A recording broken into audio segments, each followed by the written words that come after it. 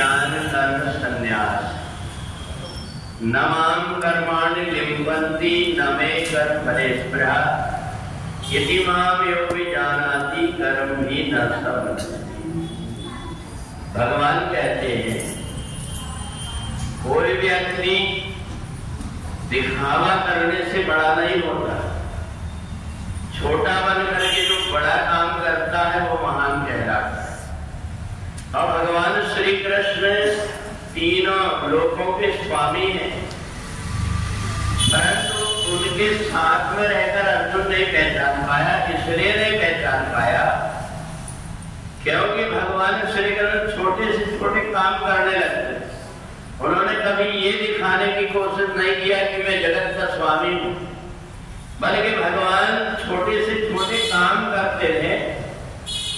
बड़ा व्यक्ति को दूसरों की भावना बनाती। दूसरा व्यक्ति जब देखता है ये बड़ा सज्जन और महान आदमी, अपने आप उसके हृदय में उसके प्रति सम्मान होने लगता है।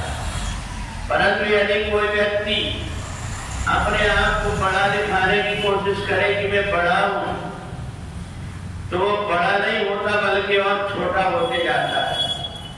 आपने एक कहावत सुनी होंगे, छोटा चना और बाजे खना।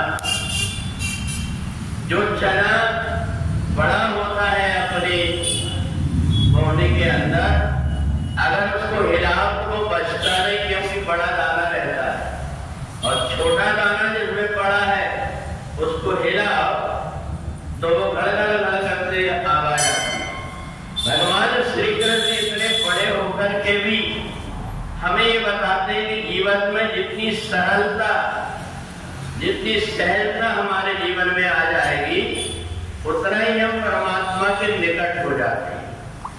अपने आप व्यक्ति जब सीधा और सरल हो जाता है तो दूसरों को अपने आप को महान लगने लगता है।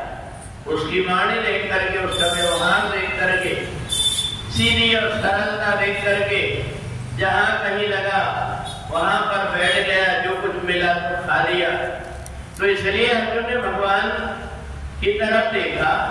भगवान ने जैसे 14वां अध्याय प्रारंभ किया तो भगवान ने कहा इमं विवस्वते योगम प्रोक्तवान महमव्ययम्। जो ज्ञान मैं तुमको दे रहा हूं, ये ज्ञान मैंने सूर्य को दिया था। अर्जुन ने अपने मुंह में हाथ रख लिया, क्या बात करते हो तुम, इतनी गप मारते हो? तुमने और सूर्य को ज्ञान दिया? तुम तो अभी अभी जन्म हुआ। भगवान ने कहा यही तो तेरा भ्रम है, तू कर्म से बना हुआ है इसलिए तेरे को जन्म का ज्ञान नहीं है। पर एक बात बता दूं, बहुधि में व्यतीतानि जन्मानि का अर्थ में मेरे और तेरे अनेकों जन्म हो गए। तू कर्म के बंधन में बंध करके जन्म लेता है, इसलिए तेरी बुद्धि में वही बना हुआ है। और मैं कर्म को अधीन करके जन्म लेता हूँ, इसलिए तीनों लोकों का स्वामी होते हुए भी किसी को पता नहीं चला। अर्जुन ने भगवान से जब इस प्रकार की शंका किया, तब जाकर के भगवान ने उनको विराट रूप दिखाया अपना। तब अर्जुन को समझ में आया। और ये जो 11वें अध्याय में हम प्रार्थना करते हैं, जब भगवान के प्रभाव को देखा तो डरने लगा कि मैं तो अपने आप जरा सी चीज में इतना अभिमान करता हूँ कि मेरे को धनुर्धारी हूँ, धनुष चलाना आता है। और ये जो भ्रकुटी विनाश जात है, वही जिसकी भ्रकुटी घुमाने से सारा संसार नष्ट हो सकता है, वो लक्ष्मी भी एक चरण दबा रही है और फिर भी इनको अभिमान नहीं।